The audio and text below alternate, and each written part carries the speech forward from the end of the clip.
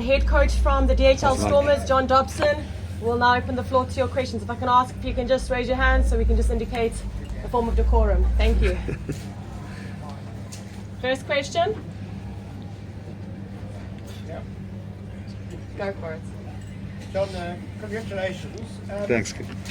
I guess when you feel like a side that's got a lot of guys who maybe aren't necessarily in your first string, that's really the sort of performance you want, isn't it? I mean, because just the hunger and the intensity, guys showing how keen they are to sort of go up into that. Yeah, I thought that's nice. You know, that we could have that sort of depth. I'm still feeling a little bit iffy about it because I don't think we saw and I give credit to the Sharks, I don't think we saw the Stormers' defensive DNA, you know.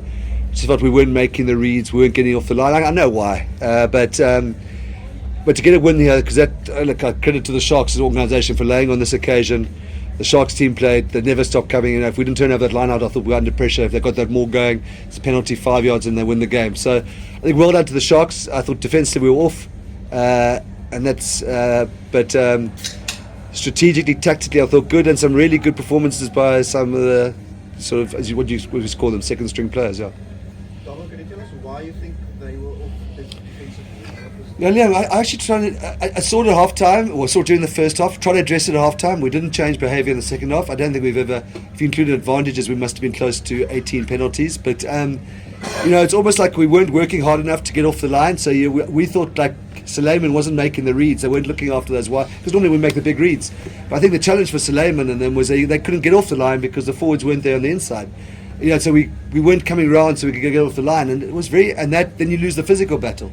So I don't know what was going on today. And even towards the end there, I felt like a lot of hold shoulders, a lot of guys sitting down, which isn't us, you know. Like, I don't know, I've been too harsh on them, because almost like you just want to say, get up, you've got a stinger, get up, that's who we are, you know. And that lacked a bit.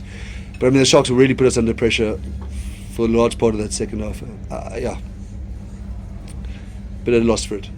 You get reminded about the 7-0 against the Bulls the whole time, but it's 7 in a row. Yeah. But maybe the Sharks aren't as.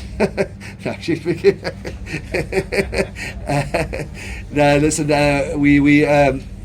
We're lucky to get away with that one towards the end. I think that's the truth. Coach, congrats on the win. You came into Durban to face a team that hasn't won against a South African team in the GRC. So how did your preparation pan out during the week? We knew this was a tough game. Personnel-wise, Sharks desperate.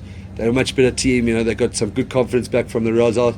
We actually expected slightly different conditions. But it actually suited. It worked out okay that we needed to play the ball, but we got it right in the first half. You know, just make sure they played from their half. It sounds a bit old school, and the mistakes. But actually, those conditions actually ended up being pretty reasonable. But that was the plan. You know, was to, you know, the Sharks are trying to play the ball. We wanted to sort of strategically control the game down in their half. I thought we did that really well up to first. Just like we just eased off pressure with discipline and poor defence. Thank you, Coach. Double Loftus 2 weeks time. Media, do we have any further Yeah, questions? it's a yeah. That's going to look. You know, I thought that, you know, if we didn't get a win today, that would probably be us in terms of trying to catch, you know, where we, you know, trying to get hosting anything later on in the tournament. So it was important to stay in touch with the Bulls. We both got 4. You know, if we hadn't got today, I think we would never have. So a teaser for an absolute epic in 2 weeks' time. I think there'll be a lot in that game, a lot of passion, a great occasion. I presume a pretty full for Loftus.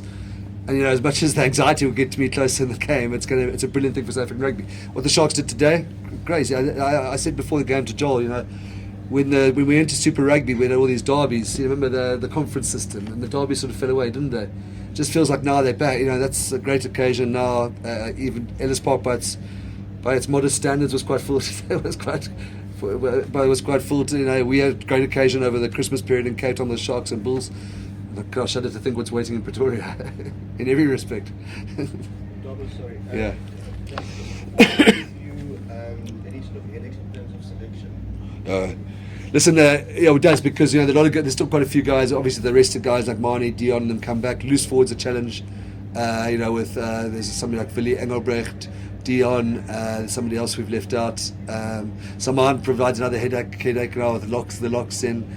I thought Sasha, you know, how do we fit a special once in a generational type player like him. Him in Wendy, I thought, even though it was only 20 odd minutes, it's hard to overlook him. So I think that's the thing when you're, what Kane says, when your second string, like happened in Leicester, does reasonably well, then it becomes harder to manage in the selection. So loose forward lock it tight for us. Probably getting a little bit thin. I thought, yeah, Nettler was magic. France different. Well, France let me know, I'm sure. But the moment is available for the Bulls. But we never know what happens in Katu or whatever the Kudu are. Dobbo, that felt like a bit of a performance of old from Warwick at the back there, Yeah. in terms of his attacking play, especially with some of those sort of kicks over the top and how he sort of saw the space. Just your thoughts. Yeah, actually, pleased you asked that. I think Warwick, obviously, people see the high-profile mistakes like the pass into touch at Cape Town. To us, he's been good all season in terms of positional, game driving. And tonight was nice to see the attack, and I thought he was exceptional. That guy is, to me, like if you took the key job of a fullback, and he's got a 10 who's playing his first URC game. He's playing Sasha's third one at or fourth, maybe about like game on Edinburgh. So Layman's played only a couple of 13. Benlow, and so he was driving that backline, and it's exceptional. And nice to see that he didn't make any mistakes for the people on social media to say, well, why you dropped Warwick? I thought he would have been my man of the match if I'd had a choice. But Shimi knows much better. Media, are there any further questions? All right, thank you so much for your time. John Plumtree, the head coach of the Hollywood Big Sharks, will be your short. Thanks, Chips. Thank you. See you.